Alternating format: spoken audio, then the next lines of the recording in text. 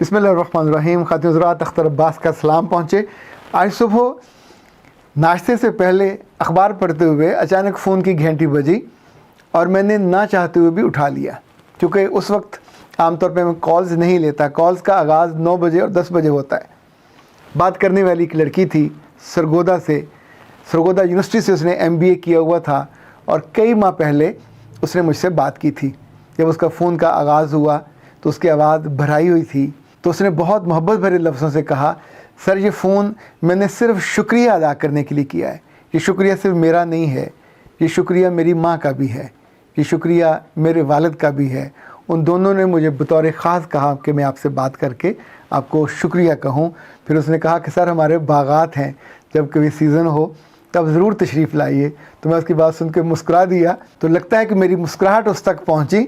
तो उसने कहा ठीक है सर, अगर आप नहीं आ सकते तो मैं कोशिश करूँगी कि जब सीज़न आए तो हमारे तो जो ऑरेंजेस हैं ये भी बग़ैर बीज के होते हैं और ये बहुत दूर तक जाते हैं। असल जो इशू था, मैं चाहता हूँ मैं आपसे हल्का सा तज़किरा करूँ। चंद माह पहले जब इस बच्ची ने मुझसे बात की, काउंसलिंग का सेशन लिया, तो उसने कहा कि सर दुनिया में कोई एक भी नहीं है कि जिसको मैं अपने से दुख में और दर्द में शामिल कर सकूं। मेरी माँ ने और मेरे बाप ने बहुत चाहत से अपने ही ख़ानदान के बिल्कुल एक करीबी अजीज़ा की रिक्वेस्ट पे उसने आके दुपट्टा मेरे बाप के पाँव में डाल दिया था और कहा था कि ये बेटी मैंने लेके जानी है, मुझे यही चाहिए। और उस वक्त उसने MBA किया हुआ था, जॉब करने वाली थी, और उसको वो ब्याह के अपने घर ले गए। फिर 1 माह गुजरा, फिर 2 माह गुजरे, फिर 3 माह गुजरे, फिर पूरा साल गुजर गया। फिर लोगों ने सवाल करने शुरू किए, घर वालों ने भी पूछना शुरू किया। तो ससुराल वाले लड़की पे इल्ज़ाम लगाते थे कि ये माँ बनने के काबिल नहीं है, इसमें ही कोई नक्स है, इसी में कोई प्रॉब्लम है, हमारे नसीब में एक पोता नहीं है जो हमको ये दे सके।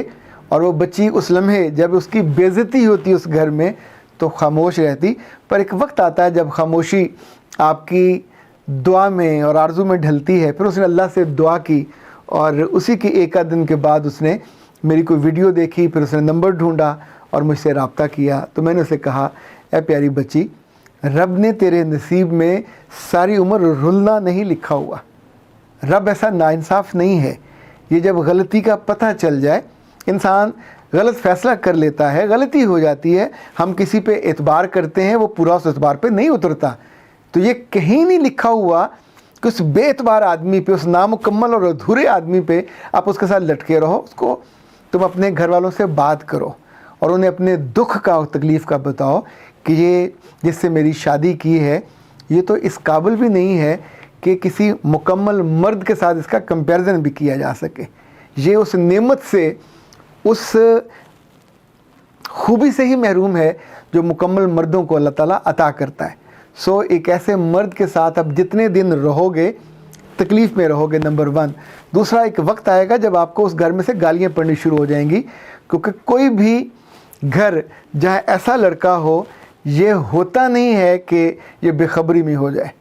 घर की माँ को या बाप को किसी ना किसी को खबर ज़रूर होती है कि उनका बेटा कैसा है, उसमें कमी क्या है, उसमें कजी क्या है, उसमें कुताही क्या है।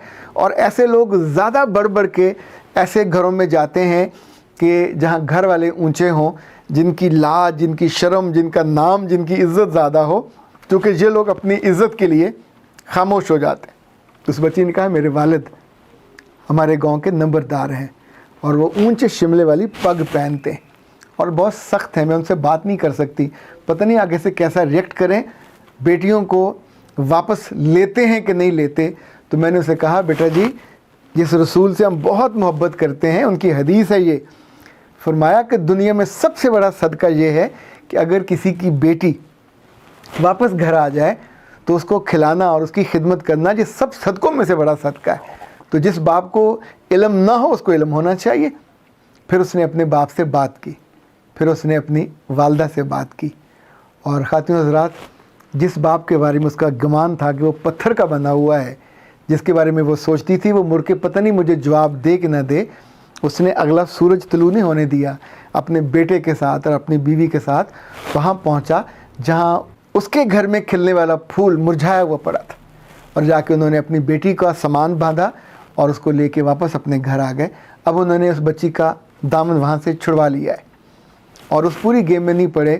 جو لین دین کرنا تھا انہوں نے اس کو دیا اور اس سے جان چھڑوائی. لیکن وہ بچی کہتی ہے کہ جب سے میں اب 3 ماہ ہو گئے ہیں اس بات کو, یہ 3 ماہ وہ ہیں جو زندگی میں نے سکھ کا سانس لیا ہے. یہ 3 ماہ وہ ہیں جو میں نے اپنے مرضی سے سوئی ہوں, اپنی مرضی سے جاگی ہوں اس عالم میں, کہ ساتھ بیٹھ کے میں نے اس کی گالیاں نہیں سنی, ساتھ بیٹھ کے جب مجھے وہ گندی گندی فلمیں دکھانے کی کوشش کرتا تھا اور اکساتا تھا, اور میں اسے کہتی تھی یہ گناہ ہے تم کرتے ہو, مجھ سے نہیں ہو سکتا, اور وہ اس پہ بھی مجھے ابیوز کرتا تھا. ایک تو گناہ نہ کرنا, پھر اس لمحے نہ کرنے پہ آپ مورد الزام آپ کو ٹھہرایا جائے. یہ آپ سوچئے اس وقت آپ کے دل کی کیفیت کیا ہوتی ہے. تیسرا, اس بچی نے کہا کہ آخری دنوں میں اس نے مجھے یہ کہنا شروع کر دیا تھا کہ تم چھت پہ آؤ میرے ساتھ اور مجھے وہاں سے دھکا دو, تم میرے ساتھ نہر پہ چلو اور مجھے نہر میں دھکا دے دو, میں جینا نہیں چاہتا, اور میری جو زندگی ہے اس میں کوئی خوشی نہیں ہے, اس میں رسوائی ہے, اور میں اس سے بچنا چاہتا ہوں. تو پھر اسی دوران اس نے اس کو بتا دیا کہ میں تو میڈیسن بھی کھاتا تھا, اور میری ماں بھی جانتی ہے, اور میرا باپ بھی جانتا ہے, اور آپ فلاں ڈاکٹر کے پاس جاتے تھے. خواتین حضرات, یہ ظلم اگر وہ ماں نہ کرتی, یہ ظلم اگر وہ بیٹے کا باپ نہ کرتا, آپ سوچئے کہ ایک معصوم بچی کی زندگی بگاڑ دی.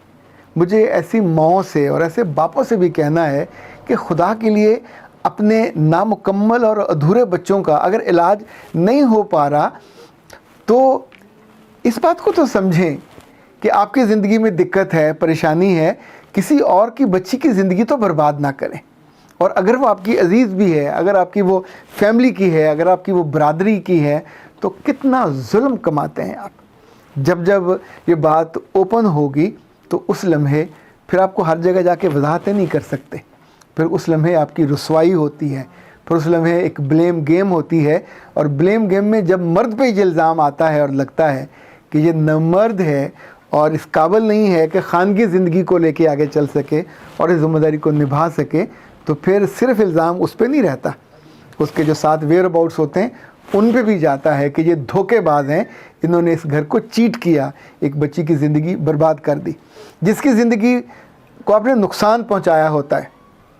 اتنا جان رکھیے گا کہ رب بہت مہربان ہے, وہ ایسی زیادتی اور ایسے ظلم کو بڑھاتا نہیں ہے, وہ کچھ عرصے کے بعد اس کو بالکل کسی ایسے مہربان آدمی کے ساتھ جوڑ دیتا ہے کہ جو اپنی محبت سے, اپنی شفقت سے, اپنے پیار سے اس سارے دکھ کو بھلا دیتا ہے. پر زندگی کے ماہ و سال گزرنے کے بعد کبھی نہ کبھی جب آپ کو وہ دن یاد آتے ہیں تو بہت برا لگتا ہے. وہ فرد بھی, اس کی شکل بھی, اس کا خاندان بھی, اور اس لمحے آپ کو لگتا ہے کہ میری زندگی کے ان بیتے برسوں میں یہ واحد داغ ہے کہ جو میری خوشیوں پہ لگا. یہ ایسا واقعہ ہے کہ جو آپ کو زندگی کے ان برے دنوں کی یاد دلاتا ہے, اور پھر آپ ان دنوں کو سوچتے ہو اور کبھی کبھی دہل جاتے ہو, کبھی دکھی ہو جاتے ہو. لیکن یاد رکھیے گا, دکھ کبھی مستقل نہیں ٹھہرتے. زندگی میں برے لوگ آئیں, برے واقعات ہوں, غلط انتخاب ہو جائے, اس پہ کبھی سارا دوش اپنے ذمہ نہ لے لیں, کبھی سارا ملبہ اپنے اوپر نہ لے لیں. ہمیشہ جو رب نے آپ کو رشتے دیے ہوئے ہیں, ماں کی صورت میں ہے, بہن کی صورت میں ہے, بھائی کی صورت میں ہے, کبھی کبھی کونسلر کی صورت میں بھی, تو ان سے رابطہ کر کے اپنے لیے رستہ ڈھونڈ لینا چاہیے اور اپنے فیصلے کو پھر بڑی ہمت کے ساتھ کرنا چاہیے, تاکہ جتنے دن گزریں گے, جتنی راتیں گزریں گی, وہ دکھ اور تکلیف کو کم نہیں کریں گی, بڑھائیں گی.